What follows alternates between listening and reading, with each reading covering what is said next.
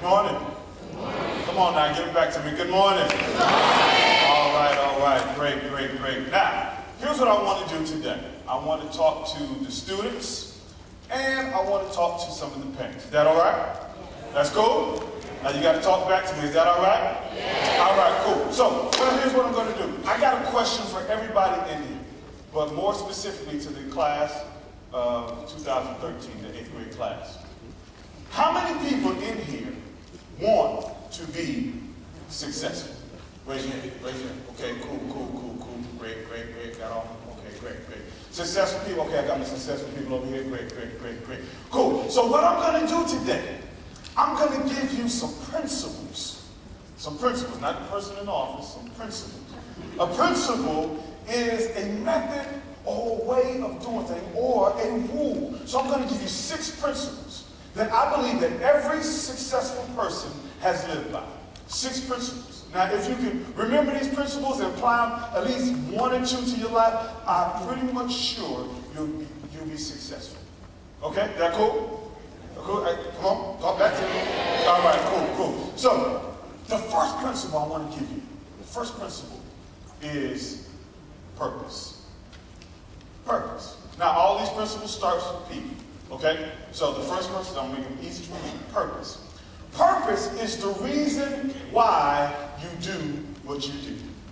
If you don't know why you do what you do, then why are you doing it? You may not even have a purpose. Parents, even some of us, we went to school, got a degree, and then we got a degree in something that we didn't like. And then, next thing you know, we don't even fulfill our purpose. And so we were so motivated by money. We were so motivated by all my friends going to this college and they're doing this, but we lost our purpose. So young people today, the first principle I want to give to you, whenever you do something, however you do it, make sure you know the purpose. There you go. Great, cool. Now, the second thing is what I call the gasoline. This is gasoline. It is called passion. Passion. Because see, if you got a car, your engine is good, you know, everything is good in the car, but if you don't have no gas, you won't go anywhere. So you need passion. So if purpose is important, let's say purpose is the key, you need passion. You need passion. You need some gas in your tank in order to make sure you can get where you want to go. Because here's the thing. If you're driven by passion, this is what happens. When you're ready to give up, your passion will push you. So there's going to be times, 9th grade, 10th grade, 11th grade, even beyond, you may want to give up, but you have to let your passion push you far beyond what you're feeling. Okay? So the first P was what? The second P was what? Okay, cool. Now, here's the next P. The next P is preparation. You got to be able to prepare for anything that you're going to do. We prepare for this service. We prepared the way you walked in. You walked in, I saw y'all walked in, you worked your way around. See, that came by preparation. You didn't just show up here this morning like, okay, how we walking in? You go this way, you go that way. No, you had to prepare for it. So if you really want to be successful in life, if you really want to do anything great, you got to be willing to have preparation. Now, after you get your preparation, you're going to need to have a plan. Now, that's the fourth thing.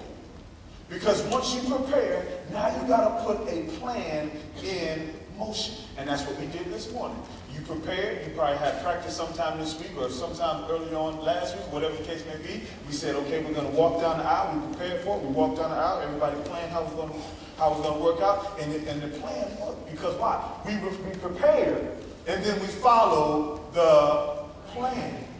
Cool? All right. Now, I'm going to give you what I call probably the most important P. And the most important P is this. It's called the process. See, you can be passionate, you can have purpose, you can prepare, and you can plan. But if you don't go through the process, nothing's going to happen. I'm reminded of a story in the Bible by a dude named Naaman. Naaman in the Bible, Naaman was a great and mighty man. He was a general in the army. He had prestige, he had respect, he had everything you could ever want. He had money, he had women, everything you wanted. But one thing about Naaman had a skin condition.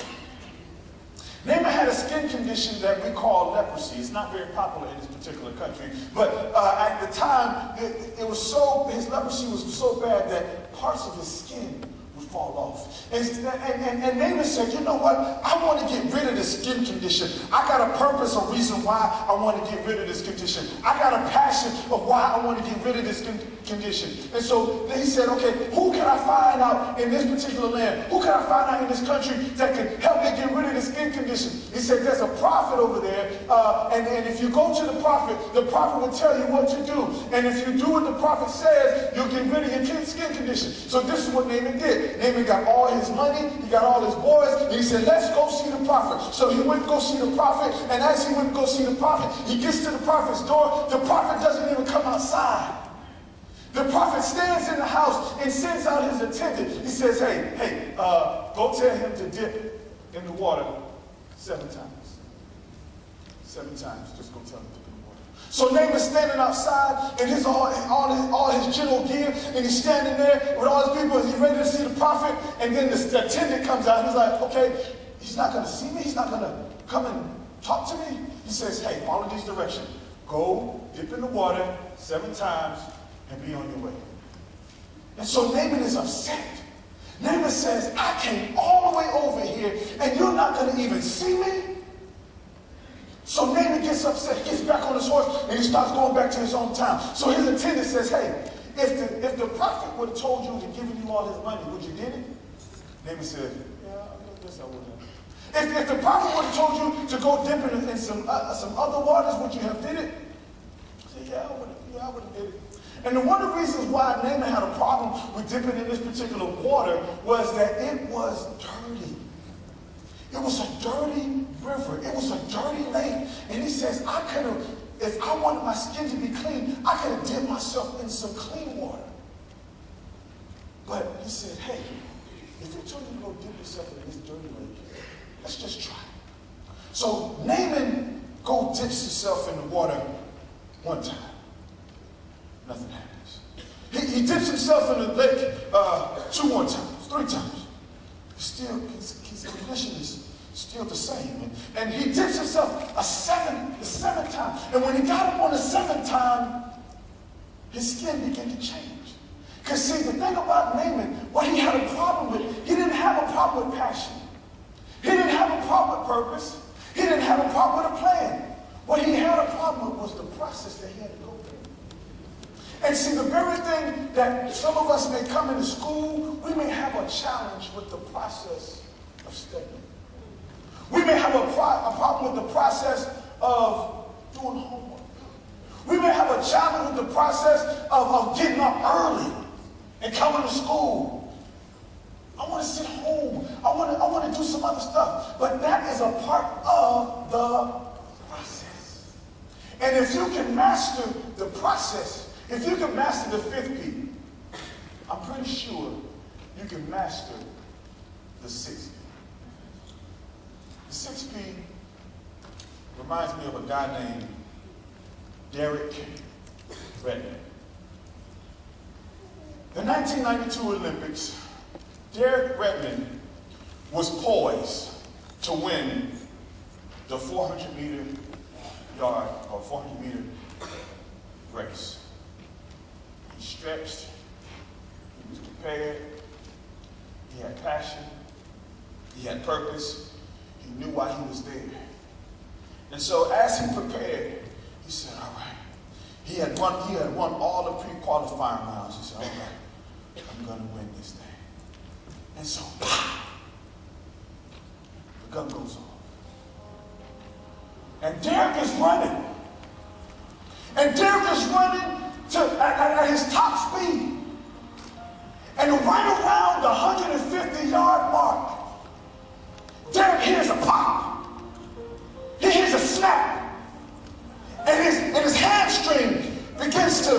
it has been torn. And Derek falls to his knees. And he doesn't feel like he can make the race anymore. And the race goes on. And everybody's just running. But Derek hops up. And as he hops up, people try to stop him. He said, hey man, stop the race. The race is over. But Derek keeps on running. Derek keeps on hopping around. And he keeps on going. And he keeps on going. And all of a sudden, somebody from way up top, comes and tries to help him. And it's his father. And his father tried to stop him. But Derek said to himself, he said, I got to finish this race. And so Derek's father said to him, he said, if you're going to finish this race, we're going to finish it together. If you're going to cross this finish line, I am going to be the one to help you. If you're going to finish this race, let's do it together. So Derek needed persistence in order to finish the race. Because there are going to come days when you're going to want to give up. And then with the story of Naaman, if he would have gave up on the 5th time, he wouldn't have got it. If he would have gave up on the 6th time, he wouldn't have got it. But he had to be persistent to the instructions that he got. And you have to be persistent. The same way you were persistent in the 8th grade, you got to be persistent in the 9th grade. The same way you be persistent in the 9th grade, you got to keep it going. Because at the end of the day, I want to leave you with this question. What is failure? Is it messing up? What is success? Is it doing something right? But this is what failure is. Failure is giving up. But success is choosing not to.